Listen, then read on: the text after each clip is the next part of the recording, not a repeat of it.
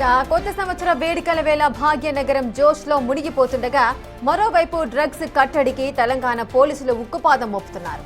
వేడుకల ముసుగులో మాదక ద్రవ్యాల వినియోగం జరిగితే కఠిన చర్యలు తప్పవని పోలీస్ యాంటీ నార్కోటిక్స్ బ్యూరో హెచ్చరిస్తోంది.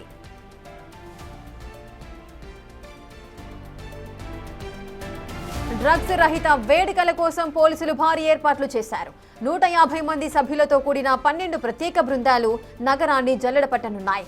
పబ్లు, క్లబ్లు, రిసార్ట్లతో పాటు నగర శివార్లలోని ఫామ్ హౌస్లపై పోలీసులు డేగ కన్ను వేశారు. ఎక్కడ అనుమానం వచ్చినా తక్షణమే తనిఖీలు చేసేలా వ్యూహరచన చేశారు.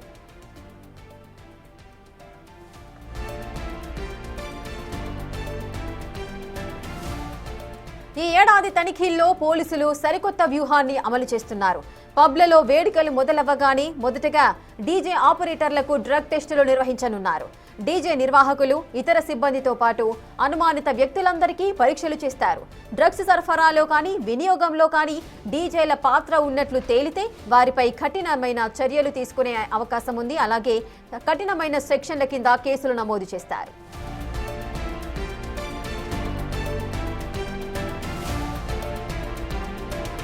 అసాంఘిక కార్యకలాపాలకు వేదికగా మారే ఫామ్ హౌస్ యజమానులపై చర్యలు ఉంటాయని హెచ్చరించారు.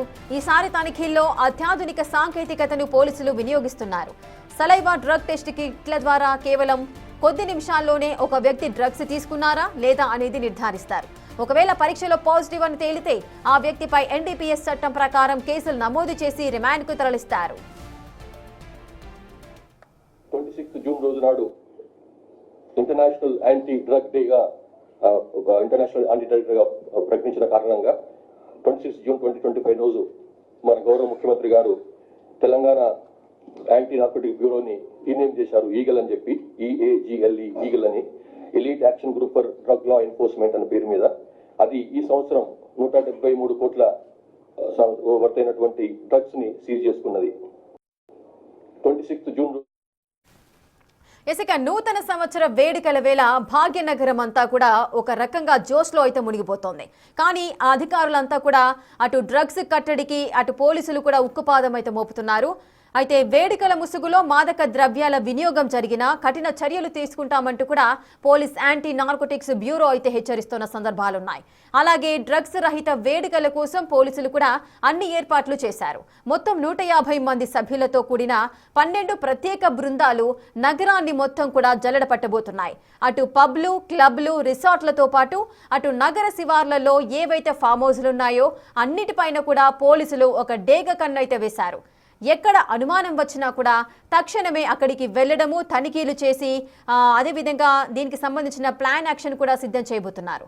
అలాగే ఈ ఏడాది తనిఖీల్లో పోలీసులు సరికొత్త వ్యూహాన్ని కూడా అమలు చేస్తున్నారు.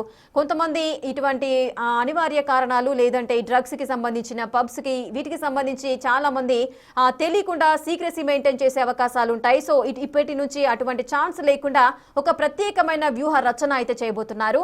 పబ్లలో వేడుకలు మొదలవ్వగానే మొదటగా డీజే ఆపరేటర్లకు డ్రగ్ టెస్టులు అయితే నిర్వహిస్తారు. ఆ తర్వాత డీజే నిర్వాహకులు ఎవరైతే ఉన్నారో వారికి, మరి ఇతర సిబ్బంది ఎవరైతే ఉంటారో వారికి, సో వీళ్ళందరికీ కూడా ఎవరి మీద అయితే అనుమానం ఉంటుందో వారందరికీ కూడా పరీక్షలు అయితే చేయబోతున్నారు. డ్రగ్స్ సరఫరాలో కానీ లేదంటే వినియోగంలో కానీ డీజేల పాత్ర ఉన్నట్లు తేలితే మాత్రం వారిపై కఠినమైన సెక్షన్ల కింద కేసులు వేస్తారు.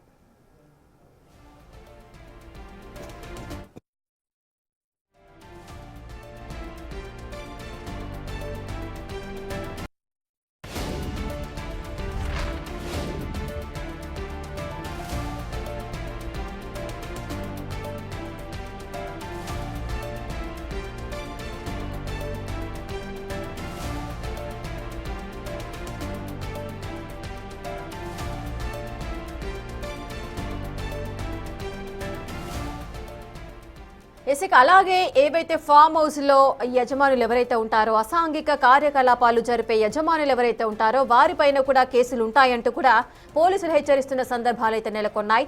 అలాగే ఈసారి తనిఖీల్లో అత్యాధునిక సాంకేతికతను పోలీసులు కూడా ఉపయోగించబోతున్నారు.